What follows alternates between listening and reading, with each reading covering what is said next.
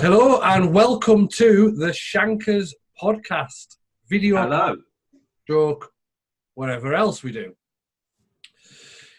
Because we are on iTunes as well as YouTube. Yes, multi-platform. Absolutely. So this is the first one for us of 2020. So happy New Year. And Merry Easter to you all. Yes. Obviously, as you can see, there's only two of us. Tattooed Golf can't be with us this evening. He's got work and family commitments, so it's just the two of us. There's going to be times where there's just one. Well, there'll never be one of us. There's going to be times where there's two of us. But obviously, this evening, today, this one is me and Nuts.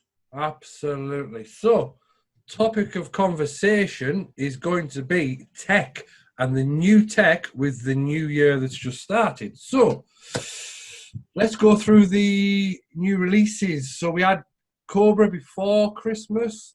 I think all of them were announced before Christmas, weren't they? Now they're out for pre-order. Everyone's done their reviews on them, so people know what's out there pretty much. So we've got Cobra SZ's been making noise. Taylormade SIM's been making noise. Callaway Maverick's been quite muted for what Callaway tend to be. Obviously, when you look back at the Sub-Zero Epic, the actual Epic, and the Rogue, it's all big marketing campaigns and stuff, but nothing for the Maverick. Yeah, and I think we'll go into delves of are they taking over an older line and go, we'll go down that as we go into the topic of conversation about the new tech. Scotty Cameron releasing a new 2020 range of putters as well. Yes, they are. Have you seen them now? I haven't seen them yet. I'll send you the picture. I get the picture put below. For people, they are absolutely stunning. Now it's not the Futura range that they brought out last year that Crossfield was using, the black one with the crazy colours. It's like the Newport range. So the pictures I've seen is a Newport 2 and either a Newport 2.5 or a Newport 1.5. They are a thing of beauty. Scotty Cameron, as they always are, absolutely stunning. But he's got more of the, the clear red paint. The bullet holes. Yes. Or whatever you want to call them. He's got a few more of them on. They just look stunning. They look really, really nice. A little bit of detailing on the hosels now rather than just a plain hosel. They just look really, really nice. And obviously it's a Scotty Cameron, so the performance is going to be there. But again, no one's raving about it. Why? Because it's a putter. Yeah, and how many people actually rave about a putter now? Not really. I think there's a bit of noise around when Taylormade brought out the Spider Tour X, the little smaller one. Yeah.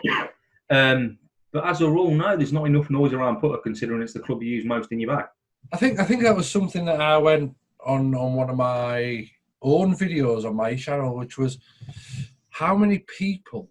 I mean, we've talked about it before in the podcast, but how many people actually do putting lessons? Do things regarding with putting? Do you practice it enough? Probably not. Not absolutely. And I think we can all be guilty of that. So. Probably that's why when a new putter comes out, unless your best part of your game is your putting, you're probably gonna go, oh, are they? Right. And then when it comes out, you'll get more excited about it. Whereas with the clubs and the woods or the drivers, and 3 woods and what have you not, you see they're always in your face. These very, very clever marketing. Very, very clever. Big, bold marketing claims as well. Now. Yeah. We'll talk about marketing claims. Let's talk about the biggest marketing claiming brand of them all would be Taylormade. Every year they've claimed bigger distance, except for this year. So they're not claiming more distance this year. They're claiming more club head speed. And we've got the new SIM driver standing for speed in motion. Absolutely. And so they've reshaped the sole, haven't they? They've put the inertia generator on the bottom. Absolutely, they've put it on the bottom, and obviously they've done away with. They've still got the sliding weight for draw and fade, haven't they? You can't reduce and increase spin. That's right. They've got rid of the T track and the Y track, as it were. So they've just got the one track on there, and they've still got the speed channel. Yeah, it's still speed injected. Yeah. So it's got the injected in the face still. Which are now blue. Yeah. I mean... Let's just get into it, really, because we've both hit them. We have both hit them. Let's talk about the name. Speed in Motion SIM. Just, I mean, I don't nothing. like it just does nothing for me at all. Why have they changed from the M range? I think the M range was working really well, personally. I liked it. I don't know why they come away from the R range, in all honesty, but it is what it is. I think they must have looked at BMW and went, oh, we can't really call it an X6, can we? Because Callaway called it the X Series. So yeah, exactly. So why not just keep it the M? Maybe because M10, M6, M5, M6 sounds like a plausible name. M7, M8. Are you not just going up? Yeah, I suppose. I think they still could have picked a better name than SIM. Now, it just reminds me of a phone SIM card. It reminds me of the game, The Sims. Yeah, and I think we're not the first people to say that. I think quite a few people have slammed the name, to be honest with you. Now, let's look at aesthetics. I know you're not a huge fan of its look, front and bottom and top, are you? Well, I've got to be honest. The bottom just looks like a reshaped M6. Yeah, there's similarities. What I can't get my head around the bottom, and obviously the reason they've done this is they're calling it their inertia generator. It's not square and centralised. The lines are so you've got a straight line and you've got an angled line, and it just makes my head go funny. If that was a normal V, if that makes sense, I could deal with it, but it's not, and it just sends my eyes funny, and I don't like the look of the bottom because of that, and also the big weight on it at the bottom. Big weight at the back, it's just too big and bulky. Not a fan looking more of it. No, I mean, obviously it's still got twist face, right? I've never been a big believer in it, but then again, I couldn't. You've never used it live firing though, have you? The twist face. See, no. I had the M3, and the problem I found with it is my bad shot is an open face toe strike. Yeah. Twist face claims it's going to bring that back to the middle. Not a chance. Open face with an even open toe, it accentuates my bad shot, which is what I found with the SIM. Yeah. If I hit a bad shot, it's way off the planet right. Whereas if I hit a bad shot with my current driver, don't get me wrong, it's off the planet, but it's still playable. Yeah. I mean, for me, going into the SIM as a model, sorry, you'll have to excuse me because my chair keeps going down. I really need to buy a new one.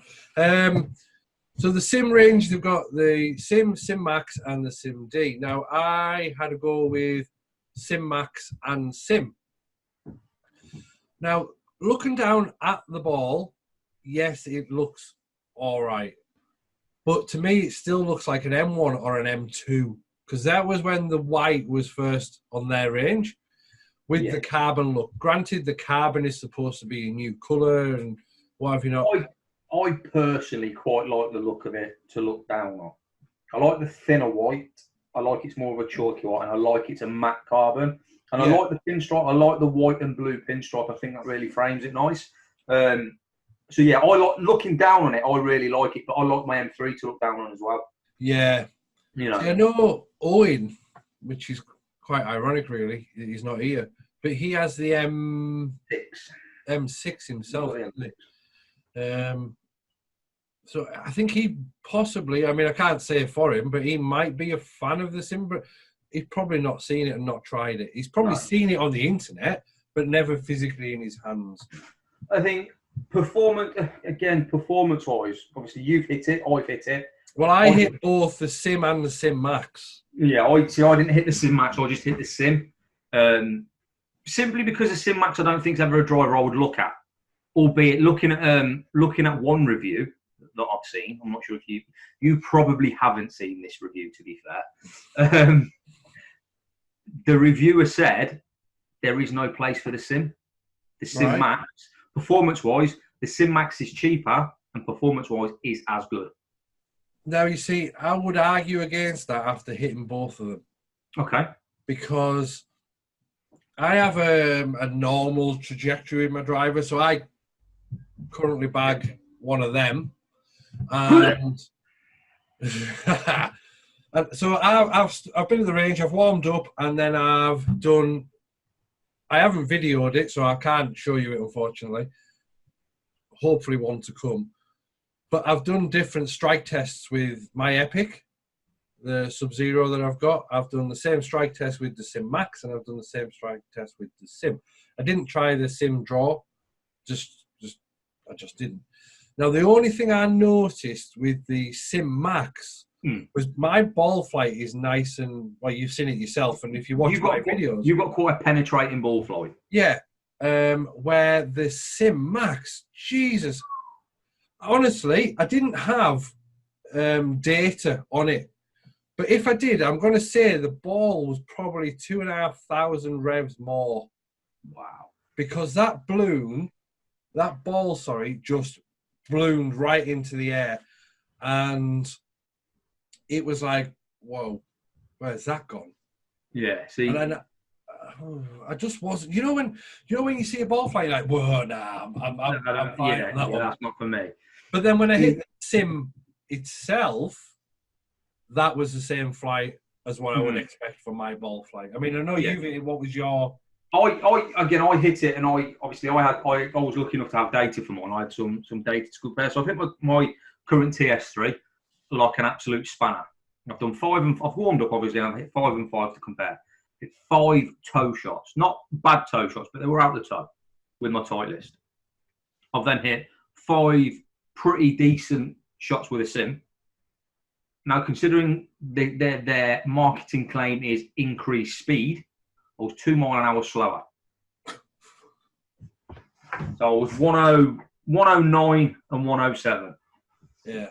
So now 2 miles an hour, according to the numbers, it would be what? 6 yards? 3 yards every mile an hour? Yeah. Something like that. So I'm losing or gaining 6 yards for 2 miles an hour, sorry.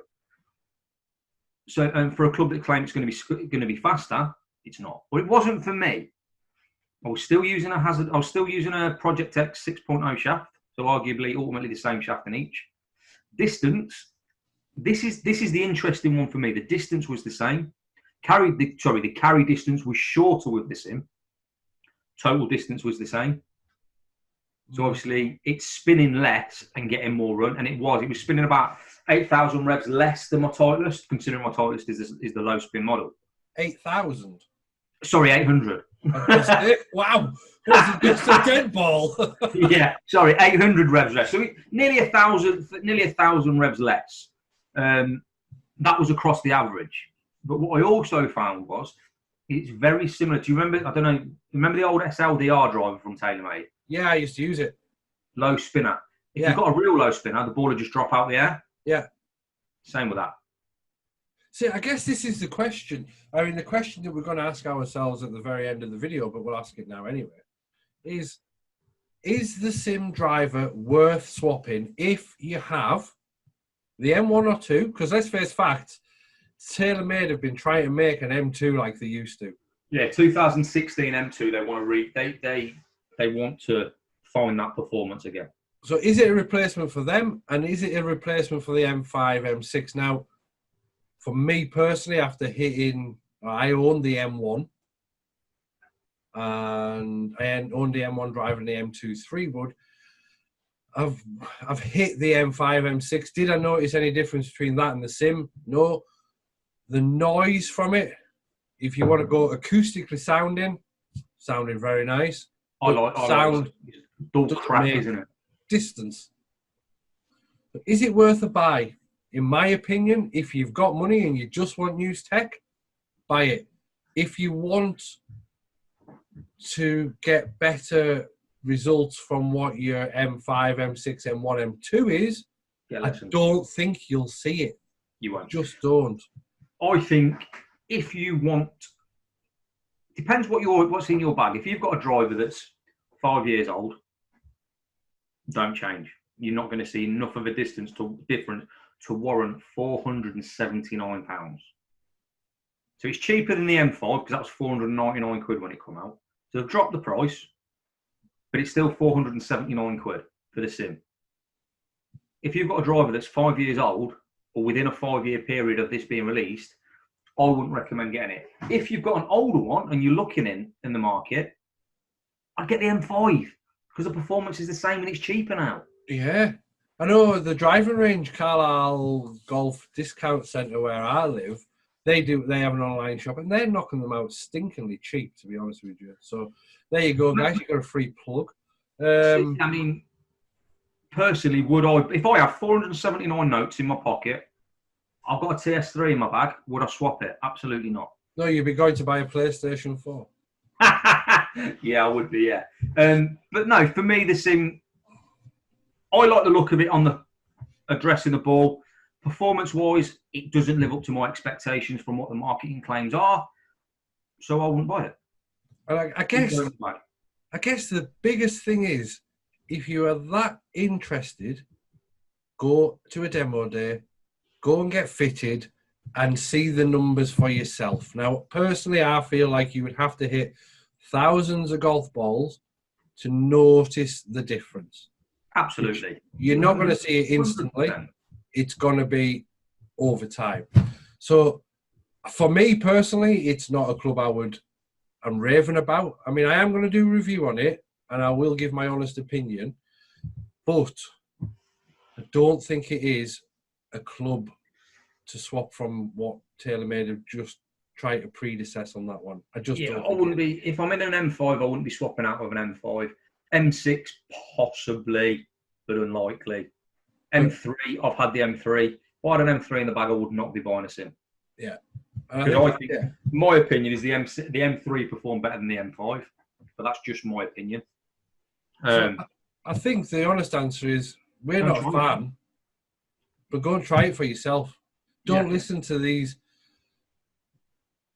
reviews. I mean, I'm kind of slating myself before I've even done it, but I guess I would give you honest feedback in the fact of, if I think it's good and I think it'll work for you, I will tell you that. If I think it's rubbish, I'll tell you it's rubbish.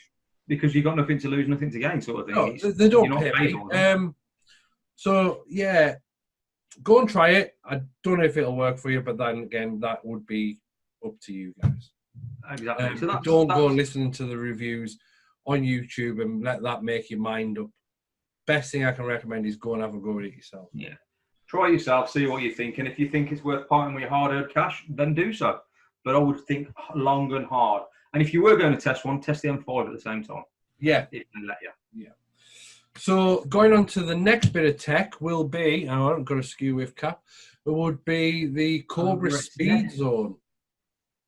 Now, the second Cobra S that they've bought out. Yeah.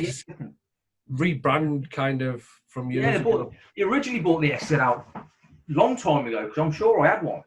I did have a Cobra driver, and I'm sure it was the SZ. Mm. And if I got the name wrong, I got the name wrong, but the Cobra driver I used to have was an absolute rocket ship. If I can find an old SZ or SZ speeds, I'll put it down. Excuse me. I'll put it down below.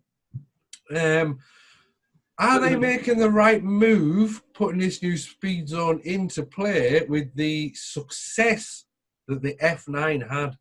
F9, best-selling driver of 2019. The performance was absolutely amazing. I don't think I've seen a review that didn't rave about it. Yeah, I mean, just look at Rick. Rick is currently gaming one in his bag. That guy gets driver after driver after driver. He can get what he wants and when he wants it, and that's in his bag. So that should speak volumes. He's not paid, but it's in his bag. So, is it?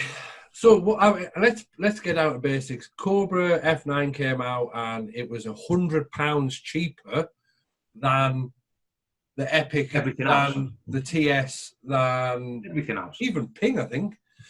If you look at Ping, Callaway, Titleist, Taylormade, they all pitch 449 to 499 last season. Yeah. The F9 was £100 less. 350. 369. Was it 349? Was it 349 where the shop I was from? I'm sure I've seen it. The 349, 369. It's still £100 less. And let's face facts: the Speedzone is going to come out at the same price as what the F9 is. So it's still £100 less. So you're looking. Go on, mate. I'm going to say you're looking at a marketing point. They're already pitching last year. They're already pitching a driver that's the best selling at £100 less than the competition. Yeah. Their new version off the back of the success of the old one, is still £100 less. So that's confidence in itself. Yeah. Will it perform as well as the F9? Sorry, will it perform better than the F9? I don't know. I mean, I have been very fortunate enough to hit the F9. Mm-hmm. And I know a few people who have gamed the F9. And when it comes to looks, you've got a split opinion between the yellow and the white. I was a big fan of the white, personally. I prefer the white to the yellow. Absolutely. And we've also got that on the Speedzone as well, I think, haven't we? You've got the same options. I think with the F9, they were both gloss crowns, whereas with the Speedzone, they are you've got the gloss crown with the yellow one, and it's a matte colour with the white one. Yeah. I'm just trying to get some pictures. I think the thing is with the Cobra, again, like we've said a couple of times already, is the price. They're bringing this new one out at $349, $369 price market. So realistically, compared to your TSs, your Callaways, your everybody, it's going to be £100 less than these newer ones that have just come out. Again, is that going to be the key to success? I mean, a Cobra actually onto something by making this club £100 cheaper and giving you the same performance, the same style. I think sales figures for 2009 would say, yeah, they're absolutely on something. I must admit, agree. I mean, let's get into the basis of the F9, of the Speedzone, sorry. They've got the CNC milled face, which... They're calling it a 360 mil face now, aren't they? Because it comes up onto the top. It goes up onto... I tell you what, you've got to get no more sky marks on your drive, aren't you? Absolutely. So that'll be good for me at the minute. But I understand whether it works is yet to be seen, but I understand the reason on it. Obviously, your normal face is dead flat. Yeah. That's going to create drag, isn't it? So your wind's going to hit it. It's got nowhere really to go. With the 360 face, it's curved. So it means the wind's going to come over it quicker or easier, which means it is generally going to generate more clubhead speed. But again, with the Speedzone, it's got that, a lot of what they've done with it, because they've made it look like an exhaust. It's got the weight at the bottom. Well, they've got two, haven't they? They've got the Speedzone and the Speedzone Extreme. Yes. The Speedzone, I think the Speedzone Extreme's the larger one, is it? With the single weight. Right, okay, so yeah. So the Speedzone is the one with the two weights. One at the front, near the face, and one at the back. One at the back. Low spin workability. Well, that's all you can change, isn't it? Spin rate. You can't change anything else. I mean, let's have a look, because what they're claiming is the CNC milled infinity face expands the zone of maximum ball speed up to 5 times more precision than hand polished drivers. Bit of a bold statement, saying 5 times more. Yeah, it is. But obviously, have they? Let's be honest. They will have had to do research. Yeah. I mean, let's face facts. They've got Bryson DeChambeau that uses their equipment. The guy who uses the most tech in his golf swing ever. He's a scientist, isn't he, that chap? So, but has he had anything to do with the development of the driver? I don't know. And I think that's a tough one to find out. I don't think you'll be told any of that at all. No, I agree. But I've not hit it. I've not seen it physically yet. I think where I go to the range, they potentially get it in. I know American Golf Coventry. Yes, they have. They got it in. They had it in. This is going out on Sunday, so they had it in on Friday. I will be trying it probably tomorrow. I might try it Sunday. I might try it today as this is going out, and I'll report back. So neither of us have hit the S there. I haven't hit the F9, so I have no comparison to it. I mean, I'm just saying, Callaway SZ.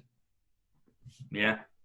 Callaway Cobra. Sorry. Oh, hang on. I do apologise. Come on, mate.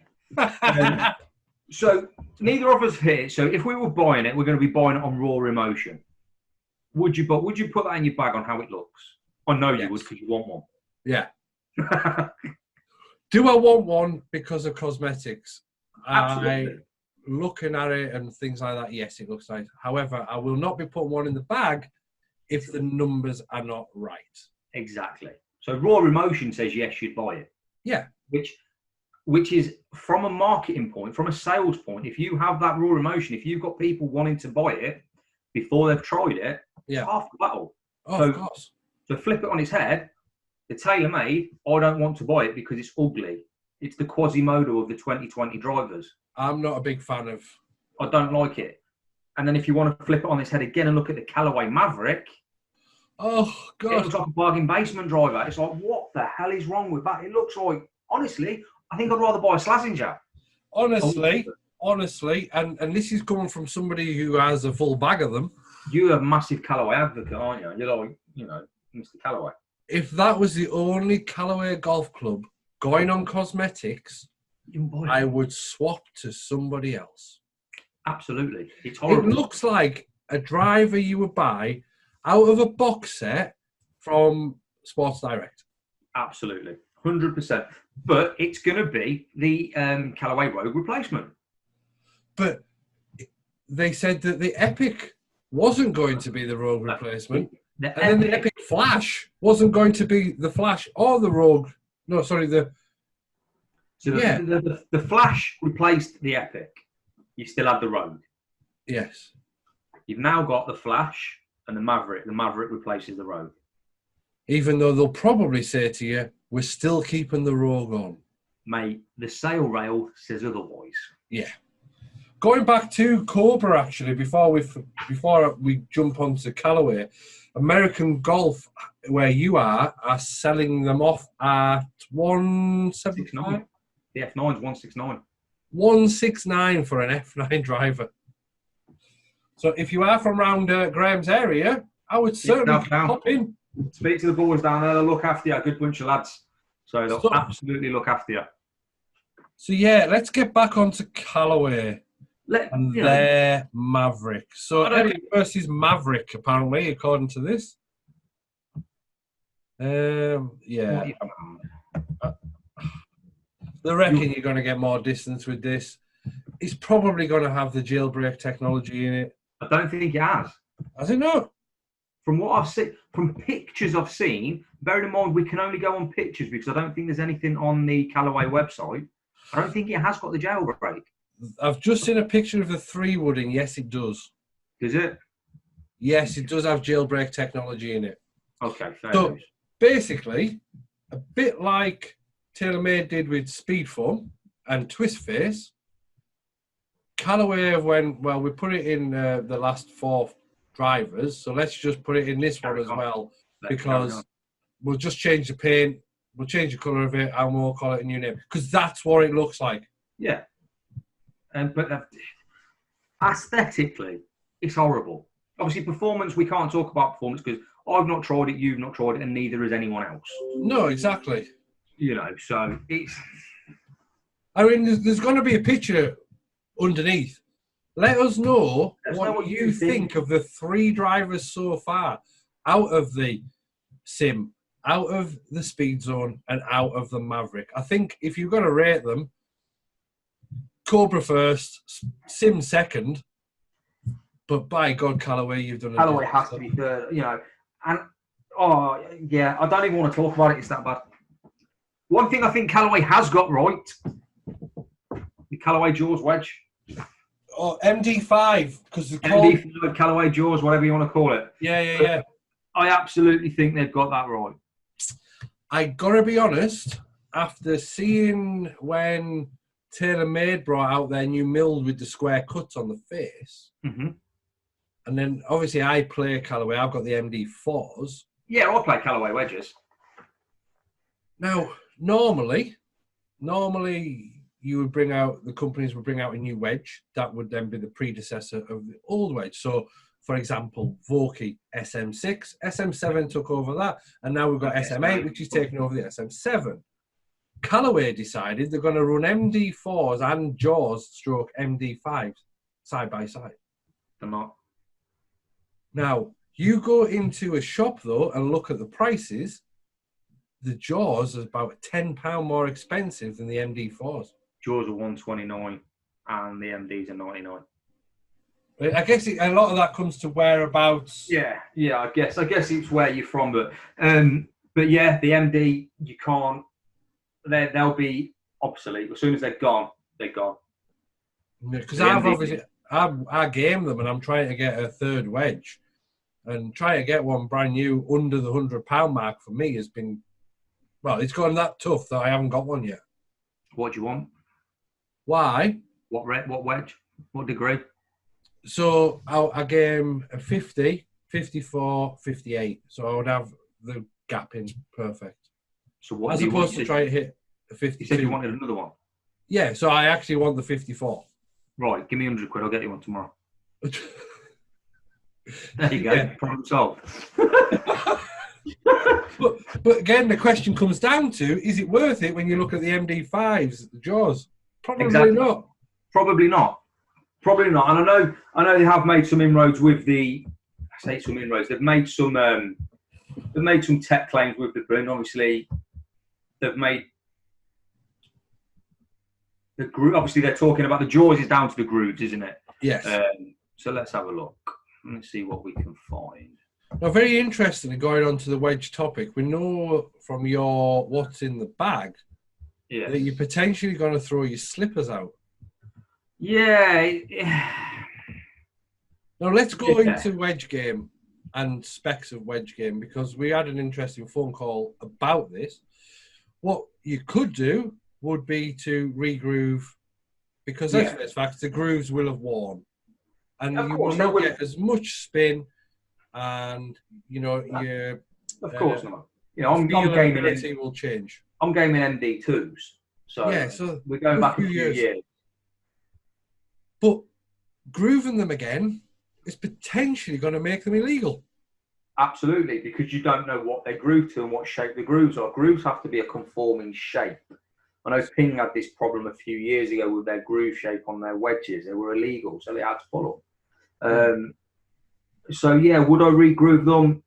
Short term, it'd work, but as soon as I play in a conforming competition, I'm disqualified. So what's the point?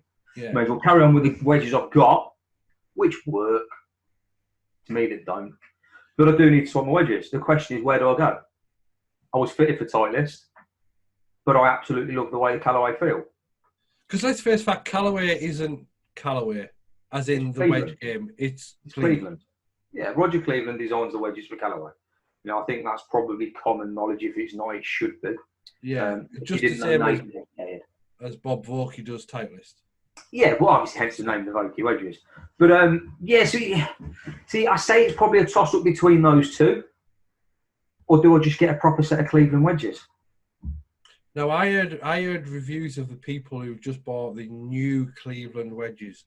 Mm. They are saying they are the best wedges they have had. Now, we're talking about county golfers, people off +4, +5, and they are saying to me they are the best feeling wedge they've had in comparison to Vokey's, to Taylormade.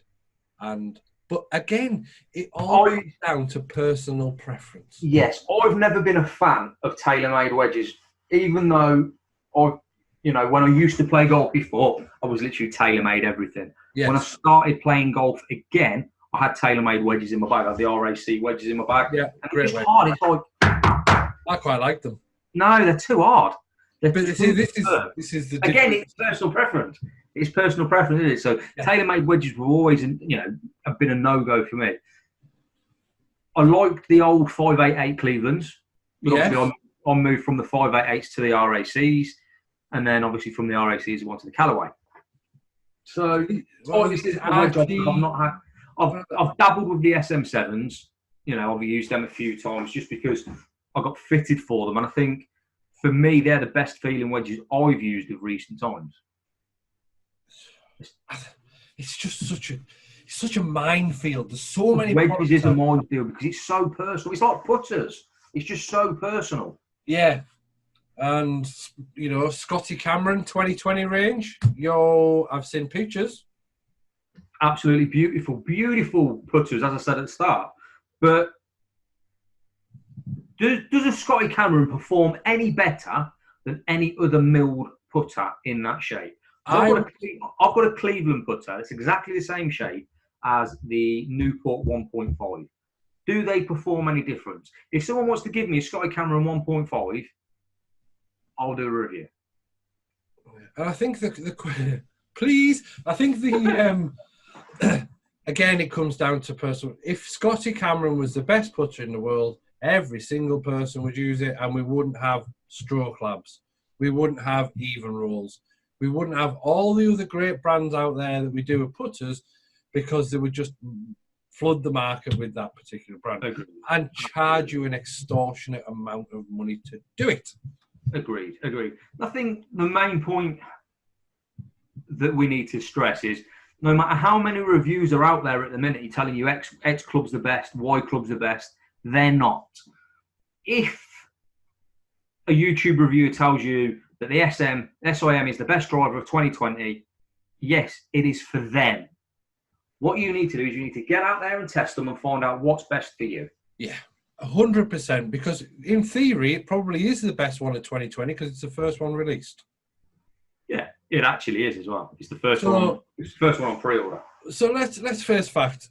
I think the motto of our podcast today is we wanted to talk tech with you guys of the new 2020 equipment coming out that we've currently seen, and throughout it all, whether it be your Taylormade SIM, whether it be your Cobra Speedzone, whether it be your Callaway Maverick, whether it be jaw wedges, Callaway wedges, whatever, you test them yourself. Do not go off what other people are telling you. Absolutely. That's the biggest message that we can give to you. Then we've done what we aim to do on this podcast, which was to literally go, right, these are the products that are out there at the moment. However, go and try them for yourself, because only you will be able to tell the difference between your old and your new. Yeah, absolutely. Be a wolf, don't be a sheep. So I hope you've enjoyed the podcast. We've certainly enjoyed it. We've absolutely talked about something we both enjoy talking about. And hopefully next time we will have Owen TTG Tattoo Golfer back with us. The three of us will be back. We will see you next Sunday for our next installment of podcast. If there's anything you've liked, comment below. If there's anything you've not liked, comment below. If you want to give it a thumbs up, give it a thumbs up. Get your subjects in below as well. If you want us to talk about anything in particular, stick it down below, and we'll try and get it. We'll try and get it mentioned. If you want to give us a thumbs down, you're still interacting. So thank you very much. Much love. Bye. Take care.